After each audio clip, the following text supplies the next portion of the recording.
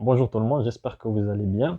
Donc avant de rentrer dans le vif du sujet, je tiens tout d'abord à vous remercier pour vos conseils, pour vos encouragements et même pour vos critiques qui m'ont beaucoup aidé. Vous savez, il y a une phrase que j'aime beaucoup de Winston Churchill qui dit que la critique, certes, elle est désagréable, mais elle est nécessaire. Et pour moi, elle est nécessaire parce que ça va me permettre d'essayer, je l'espère, de vous donner des analyses qui correspondent à vos attentes et qui sont des analyses de qualité. Donc pour aujourd'hui, je vais essayer de partager avec vous une grille de lecture qui peut être partagée, qui peut ne pas l'être, sur cette corrélation, cette relation, cette complicité entre les réseaux sociaux et la politique. C'est-à-dire, est-ce qu'il y a une relation entre les deux, ou bien que les deux concepts sont antinomiques? C'est la question qui se pose.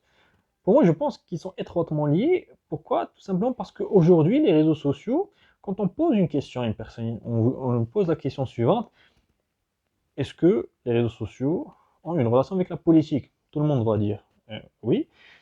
Et ils disent que les réseaux sociaux nous ont permis de participer plus, d'être plus engagés dans l'exercice politique et dans l'exercice démocratique, grâce à la démocratie participative et même grâce à une certaine démocratie directe.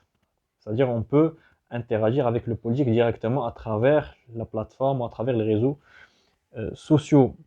Mais la question qui se pose, c'est qu'aujourd'hui, les réseaux sociaux, je pense, d'un point de vue personnel, ont balayé d'un revers de la main toutes les démocraties qui peuvent exister.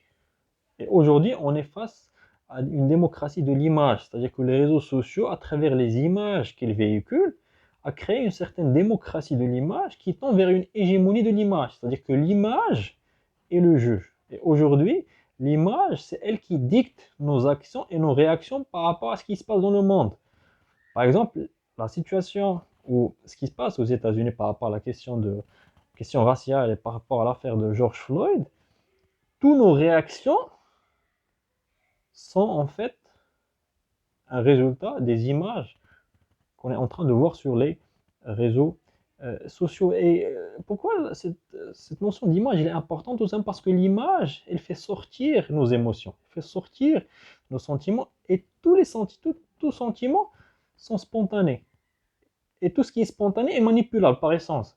Donc on est facilement manipulé par l'image que par autre chose. Ça, c'est la première des choses. La deuxième des choses, c'est que aujourd'hui, le politique ou l'homme politique, moi je les appelle des experts de la réaction. C'est-à-dire qu'il y a une telle surcharge informationnelle, et vu que l'image est la nouvelle doxa dominante, ou la nouvelle démocratie, donc ils sont dans la réaction. Ils n'arrivent plus à agir, c'est-à-dire à être dans l'action et à élaborer, façonner des stratégies de longue durée, mais ils sont plutôt dans la réaction. Et c'est ce qui, en fait, c'est ce qui, moi, personnellement, me pousse à me poser la question: est-ce qu'aujourd'hui, cette démocratie de l'image est la démocratie qui correspond à notre siècle, qui correspond à nos sociétés?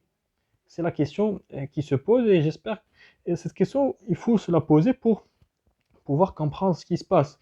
Et comme je l'ai dit dans la vidéo précédente, c'est que aujourd'hui, dû à l'image, dû à cette surcharge d'informations, on n'arrive plus à analyser les choses et à avoir du recul par rapport à ce qu'on voit. Regardez ce qui se passe aux États-Unis.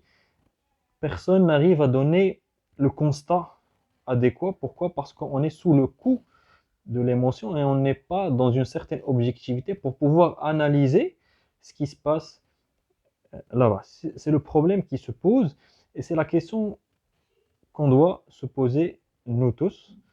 Et il y aura une autre vidéo qui va corroborer cette vidéo. Et si vous avez n'importe quelle question, commentaire ou retour, je suis là. Et bon confinement.